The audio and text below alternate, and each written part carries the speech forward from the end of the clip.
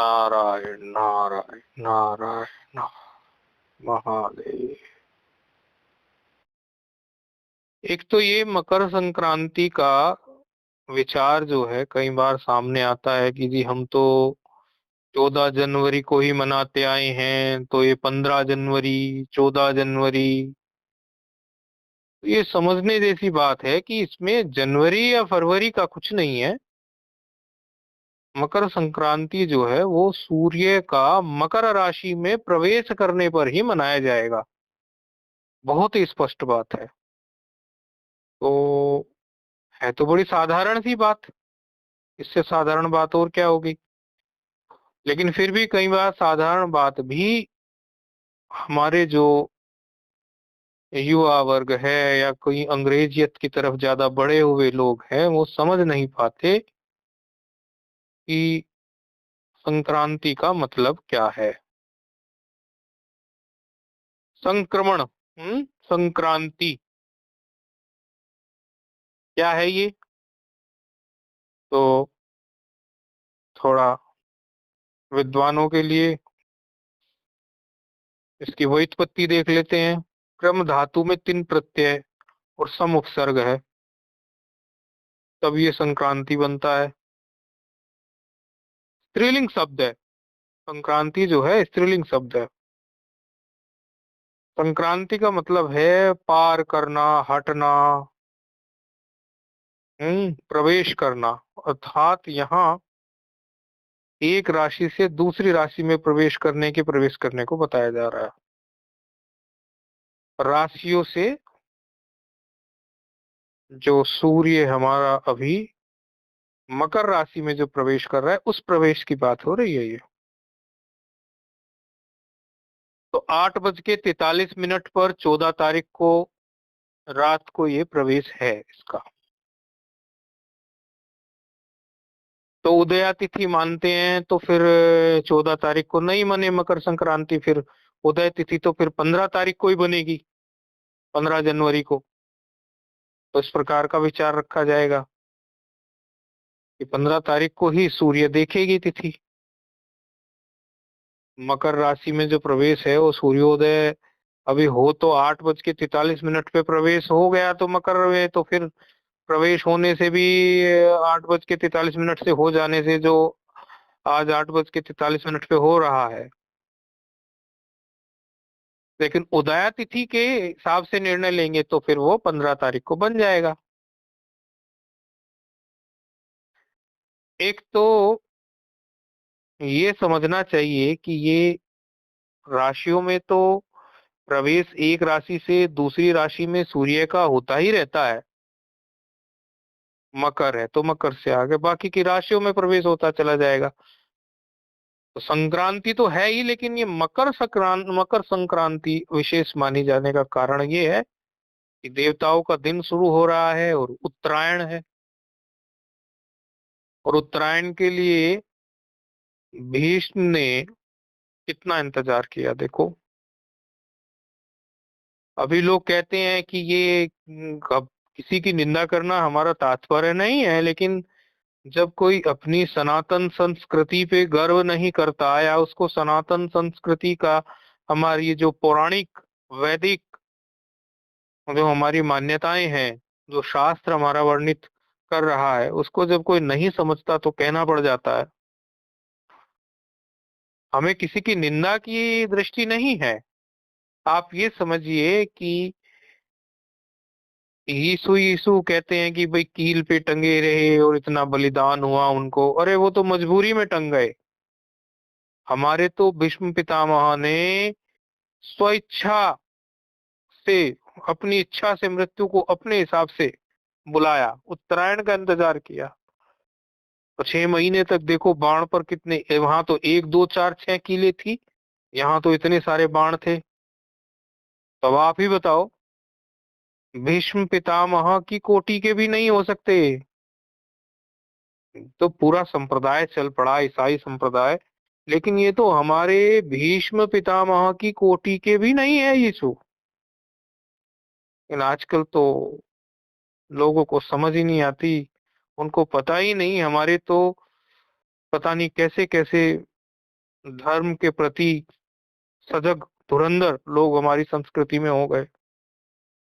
महाभारत के दो पात्र बड़े विचित्र हैं, अद्भुत हैं, विचित्र शब्द नहीं, अद्भुत है, बड़े विलक्षण हैं। एक भीष्म पितामह और एक माँ कुंती। भीष्म पितामह, देखो किस प्रकार उन्होंने उत्तरायण का इंतजार किया, और कुंती ऐसी कि उन्होंने दुख मांगा भगवान से, नहीं तो दुख कोई मांगता नहीं है। ये दो पात्र बड़े सुंदर हैं। ये तो प्रसंगवशात मकर संक्रांति की बात से ये बात याद आ गई, नहीं तो आपको तो मकर संक्रांति पर वैसे तो गंगा का महत्व है, लेकिन सब लोग तो गंगा जी स्नान नहीं कर सकते ना। आप लोगों ने यदि शिव तांडव स्तोत्र को कभी पढ़ा हो, आप लोग तो सब अंतजन है तो पढ़ा ही है और रोज देखते ही हैं। तो शिव तांडव स्तोत्र में, अब देखो रावण के द्वारा रचित है शिव तांडव स्तोत्र, और प्रत्येक सन्यासी जब भंडारा होता है, आप सब जानते हैं, तो भंडारे में उच्चारण होता है, तभी भंडारे की समाप्ति होती है। जटा काटा ब्रह्म, ऐसे हो गए तभी भंडारे की समाप्ति होती है। वही शिव तांडव स्तोत्र में रावण कैसा तड़प रहा है इस चीज के लिए, गंगा किनारे रहने के लिए, वास करने के लिए। कदा निलिम्प निर्झरी निकुंज कोटरे वसन विमुक्त दुर्मति सदा शिरास्तम मंजलिवान विलोल लोल लोचनो ललाम भाल लग्न का शिवेति मंत्र मुच्चरन कदा सुखी भवाम्य हम। शिव तांडव स्तोत्र है। कदा निलिम्प, ये 13वां इसका है। कदा निलिम्प निर्झरी निकुंज कोटरे वसन विमुक्त दुर्मति सदा शिरस्तम वंजलिम वाहन विलोल लो विलोल लोल लोचन ललाम भाल लग्न का शिवेति मंत्र मुच्चरन कदा सुखी भवाम्य हम। क्या कह रहा है? कदा निलिम्प निर्जरी, ए भगवान, हे सुंदर ललाट वाले भगवान चंद्रशेखर, मेरा मन एकाग्र करो। कब मैं ये कुविचारों को त्याग कर मेरा मन एकाग्र होगा और मैं गंगा जी के तट पर रहूंगा, और गंगा जी के तट पे वहीं में अपनी कुटिया बना के रहूंगा और शिव मंत्र का उच्चारण करता रहूंगा, कब मैं ऐसे सुख को प्राप्त करूंगा। तो गंगा जी का महत्व तो कोई गणना नहीं है। और तो गंगा स्नान कर ले, बड़ा सुंदर है। तो गंगा स्नान नहीं कर सकते यदि, तो घर में ही जल तो है बाल्टी में, उसी में थोड़ा गंगा जल डाल ले। गंगे च यमुने चैव गोदावरी सरस्वती नर्मदे सिंधु कावेरी जले अस्मिन् सन्निधिं कुरु। गंगे च यमुने चैव गोदावरी सरस्वती नर्मदे सिंधु कावेरी जले अस्मिन् सन्निधिं कुरु। ऐसा कर ले, अगर गंगा यमुना गोदावरी सब, सरस्वती नर्मदा सिंधु कावेरी सब मेरे इस जल में आ जाए, और तब ऐसा करके स्नान कर ले। और सूर्य जो है हम सबका भी, सूर्य क्या है? हमारा ज्ञान सूर्य उत्तर की ओर चले। उत्तर माना क्या?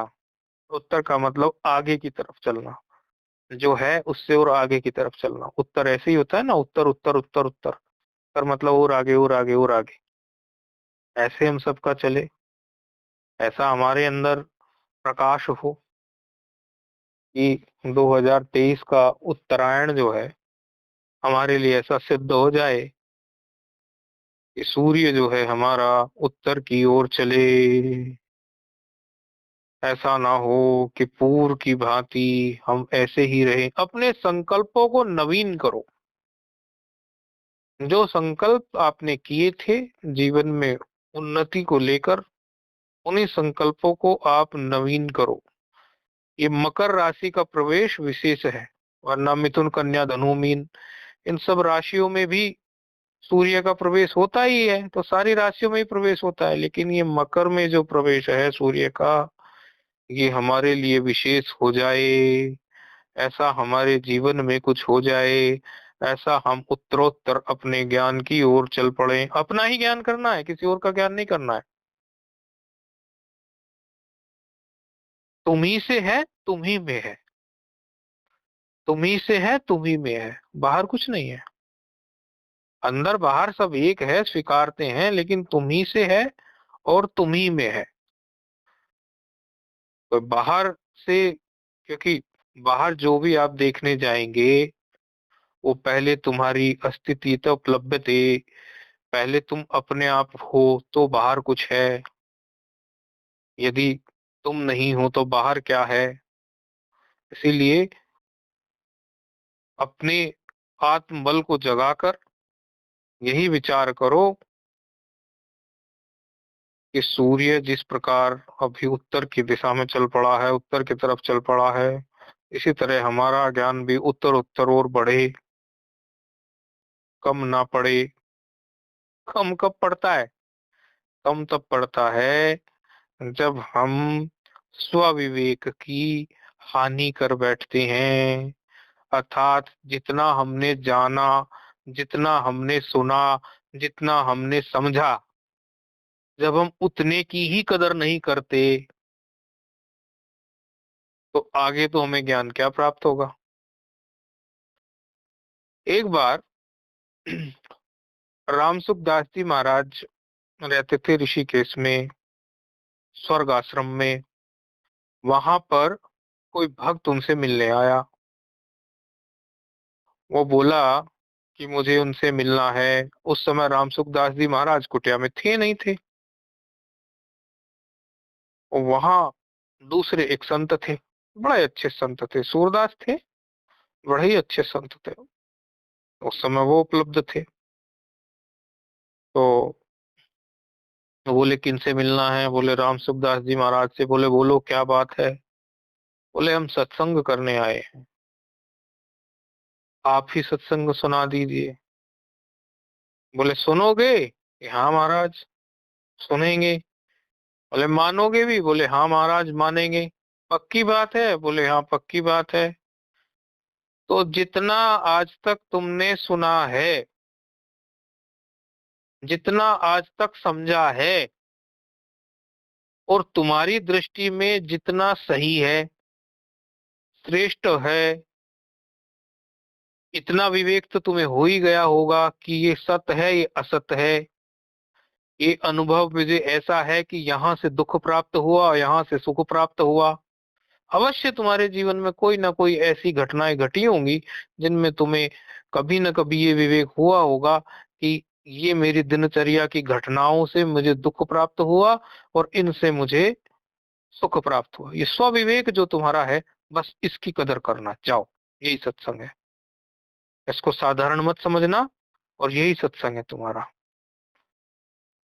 तो यही संकल्प आप और हम ले लें कि हम स्वविवेक की कदर करें।